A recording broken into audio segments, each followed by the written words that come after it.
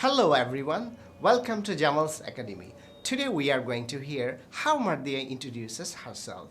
Let's talk to Mardia. Hi Mardia. Hello, sir. Thank you for giving me such a chance to introduce myself. You're welcome.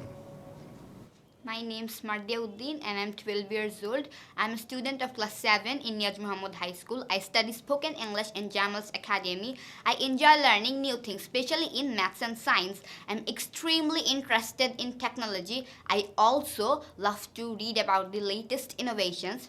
I am also captivated into sports, but in the midst of all kinds of sports, I like the football most. My favorite subject is English, and I love to read the biographies of eminent persons, novels, and fictions. I am a friendly and extroverted person, and I have a lot of friends. I'm proud of myself and excited for the new opportunities and experiences that are coming my way. Thanks for taking the time to get to know me.